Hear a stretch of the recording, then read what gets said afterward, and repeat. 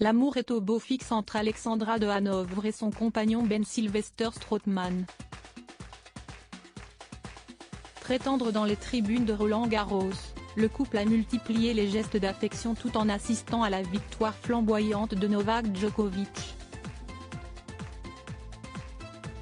Amoureuse en tribune au bras de son très grand Ben Sylvester Strootman, la princesse Alexandra de Hanovre a pu assister à la victoire de Novak Djokovic face à Carlos Alcaraz le 9 juin 2023 à Roland-Garros.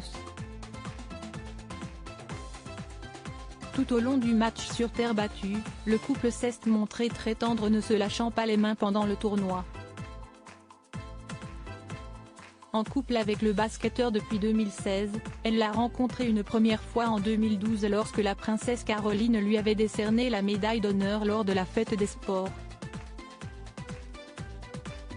Issue d'une famille de Basse-Saxe, land d'origine du prince Ernst August de Hanovre, qui a fait fortune dans le commerce d'engins agricoles, le jeune homme mesure 1,96 m et vit depuis son enfance sur le Rocher. Ma vie est celle de n'importe quel étudiant de mon âge. L'université me tient à l'écart des projecteurs et des médias, déclarait il y a quelques années Alexandra de Hanovre à Gala. Discrets, les amoureux n'apparaissent que rarement ensemble, leur venue à Roland-Garros était donc une belle opportunité de découvrir que les tourtereaux semblent toujours aussi fusionnels.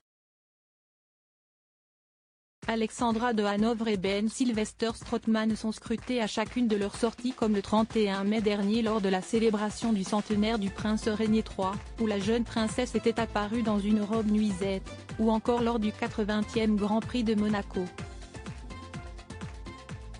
D'autres personnalités étaient présentes ce même jour à Roland-Garros comme Mike Tyson, Charlotte Gainsbourg et son compagnon Yvan Attal, l'influenceur Nico Capone et sa femme ainsi que Benjamin Castaldi et sa femme Aurore Allemand. Novak Djokovic s'est finalement imposé en 4 sets lors de cette 13e journée de Roland-Garros. Carlos Alcaraz et Novak Djokovic. Alors que les deux hommes en étaient à un set partout dans un combat sans merci, l'Espagnol, victime d'une soudaine crise de crampes au mollet, a laissé filer son adversaire vers une victoire devenue inéluctable. Vainqueur 6 tiers, 5 septièmes, 6 premiers, 6 premiers dans 3h23, rapporte le site officiel de Roland-Garros. Par ailleurs, la seconde demi-finale opposait le finaliste 2022 Casper Ruud qui a gagné en 3 sets, 6, 3, 6, 4, 6, 0, contre Alexander Zverev.